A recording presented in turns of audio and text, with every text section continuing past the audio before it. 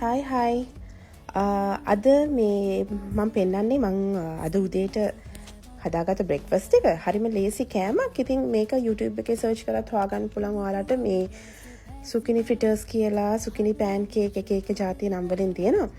ඇත්තටම සුකිනි මම කාලා තිබුණේ නෑ. සුකිනි කියන එළවලුව නිකන් පිපිඤ්ඤා වැටකොළු වගේ නිකන් එහෙම එකක්. ඒකෙන් තමයි මේක හදාගන්නේ. ඇත්තටම මේකට ඕන වෙන්නේ ඔයාලට පේනවා වගේ සුකිනි ගෙඩියක් ග්‍රේට් කරලා මම කැරට් ගෙඩියකුත් දාගත්තා. ඒකේ වතුර ටික සම්පූර්ණයෙන් අයින් කරගන්න ඕනේ. හදන්න කලින් වතුර ගතිය වැඩිනේ. මිරිකල අයින් කරගෙන කෑලි මිරිස් රස අණුව ලුණු බිත්තරයක් පාන් පිටි මේසනි දෙකක් විතරයි ඕනේ.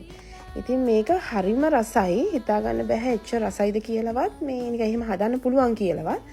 හරිම රස කෑමක්. පාන් පිටි අඩු වෙනුත් යන නිසා ගොඩක් හොඳයි. ඉදිරියට ඉස්කෝලේ යන බබාලාට එහෙම නම් ගොඩක්ම හොඳයි. මම නම් මගෙට සැර කන්න ආසෙ හින්දා මම අවුමිරිස් කරල් දෙකකුත් කපලා දාගත්තා. ඊළඟට මේක කෙලින්ම ඔයාලට තියෙන්නේ මේක පෑන් කේක් එකක් විදියට. දැන් මේක දියාරු මිශ්‍රණයක් නෙමෙයි. ලිපේ මේ ෆ්‍රයි පෑන් එකේ තියලත් මේක හදා ගන්න පුළුවන්. මම කලින් දවසක එහෙම තමයි හැදුවේ. මට ඒකේ ෆොටෝස් නැහැ. මේ මම අද නම් බේක් කරලා බැලුවා. මේ එයා ෆ්‍රයි එකේ බේක් කරේ. බටර් ටිකක් ගාලා මේ පොඩි ට්‍රේ එකකට මේ බේකින් පේපර් එකක් දාලා හැබැයි මම මේකට එකතු කරා පාමසන් චීස් ටිකක්. ඒක තවත් රස වැඩි වුණා කියලා මට හිතෙනවා. ඒක හරිම රසයි. මොසරෙල්ලා වගේ වණ හරියන එකක් නෑ. මේ චීස් ටිකකුත් ඇඩ් කරගත්තා. තියෙන චීස් එකක් දාගන්න පුළුවන් ඕගොල්ලන්ට. ඊළඟට එයා ෆ්‍රයි එකේ මම මුලින්ම විනාඩි 10ක් දැම්මේ. ඊට පස්සේ කොහොම හරි එක ටිකක් මදි වගේ හින්දා මම තව විනාඩි 5ක් දැම්මා. ඉතින් හොඳටම තිබ්බා. දැන් මේක මම දැක්ක ගොඩක් වීඩියෝස් වල තියෙනවා.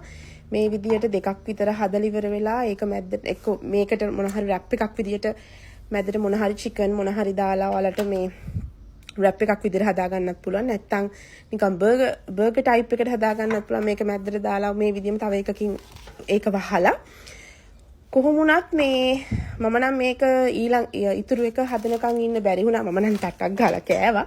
මේක නිකන් ඔම්ලට් එකක් වගේ මම හතරට කපලා මේ හරිම රසයි මම කෑවා. මේ නිකන් ඇත්තටම හිතා ගන්න බෑ එහෙම රසක් කොහොමද එන්නේ කියලාවත්. ඉතින් හරිම ගොඩක් රහයි නිකන් කියන්න තේරෙන්නේ හොඳ පෝෂදායී ආහාරයක් ඇත්තටම. ඉතින් හදලා බලන්න අනිවාර්යෙන්ම. ගොඩක් ලේසි ගොඩක්ම පහසුවෙන් හදා ගන්න පුළුවන් හින්දා අනිවාර්යෙන් බලාගෙන හිටියට thank you. ඔයාලට සුබ දවසක්.